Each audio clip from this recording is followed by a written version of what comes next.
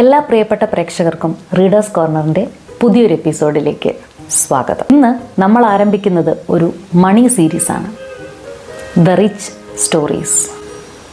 പുസ്തകങ്ങളിൽ നിന്ന് സാംശീകരിച്ച സാമ്പത്തികമായ അറിവുകൾ പ്രേക്ഷകരിലേക്ക് എത്തിക്കുക എന്നതാണ് ഈ സീരീസിൻ്റെ ഉദ്ദേശം.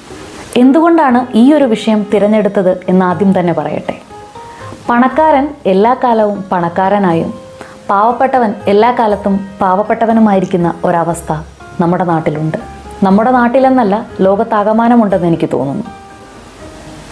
ഇന്ത്യയുടെ കാര്യമെടുത്താൽ, പ്രത്യേകിച്ച് കേരളത്തിലെ മലയാളികളുടെ ഈ ഒരു കാര്യത്തിലുള്ള സാക്ഷരത വളരെ മോശം തന്നെയാണെന്ന് പറയാതെ വയ്യ. ഞാൻ ഉൾപ്പെടുന്ന സമൂഹത്തിന് ഇതിനെപ്പറ്റിയുള്ള അറിവില്ല എന്നുള്ളതാണ് പ്രധാന കാര്യം. ഫിനാൻഷ്യൽ ലിറ്ററസി, സാമ്പത്തികമായ അറിവ്, അതിനെപ്പറ്റിയുള്ള സാക്ഷരത ജനങ്ങൾക്കിടയിൽ ഇല്ല എന്നതാണ് പ്രധാന കാരണം. ഇതിൻ്റെ കാരണം എന്താവാം? അങ്ങനെ ആ കാരണം അന്വേഷിച്ചുള്ള യാത്രയിലാണ് സാമ്പത്തികത്തെപ്പറ്റി, ധനസമ്പാദനത്തെപ്പറ്റി, പണപ്പെരുപ്പത്തെപ്പറ്റി ഞാൻ വായിക്കാനിടയായത്. അങ്ങനെ പ്രശസ്തരായ സാമ്പത്തിക ശാസ്ത്രജ്ഞരും ഫിനാൻഷ്യൽ പ്ലാനേഴ്സുമായ ആളുകൾ അവരുടെ അനുഭവത്തിൽ നിന്നും വളരെ കാലത്തെ എക്സ്പീരിയൻസിൽ നിന്നും പൊതുജനങ്ങളിലേക്ക് ഈ വിവരങ്ങൾ എത്തിക്കാൻ വേണ്ടി എഴുതിയ പല പുസ്തകങ്ങളുണ്ട്. ആ പുസ്തകങ്ങളിൽ നിന്ന് സാംശീകരിച്ച അറിവുകളാണ് ഞാൻ ഈ സീരീസിലൂടെ നിങ്ങൾക്കായി പങ്കുവയ്ക്കുന്നത്. സാമ്പത്തികത്തെപ്പറ്റി നമ്മളെപ്പോഴും പഠിക്കുന്നത് കുടുംബങ്ങളിൽ നിന്നാണ്.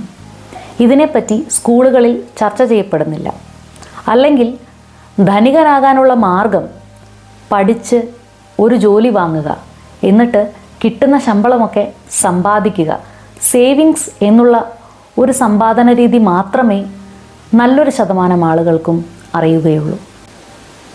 ഈ അടുത്ത കാലത്താണ് മ്യൂച്വൽ ഫണ്ടും സ്റ്റോക്ക് മാർക്കറ്റിനെ പറ്റിയും SIP-നെ പറ്റിയുമൊക്കെ വളരെ സുലഭമായി വീഡിയോകളിലൊക്കെ ആളുകൾ പറഞ്ഞു തുടങ്ങുന്നത്.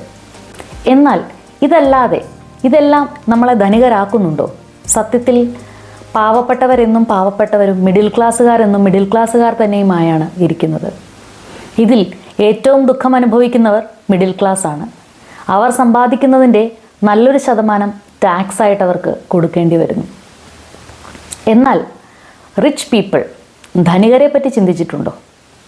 ഏറ്റവും കുറവ് ടാക്സ് അടയ്ക്കുന്നത് അവരാണ്. അതിൽ പരിഭവിച്ചിട്ട് കാര്യമില്ല.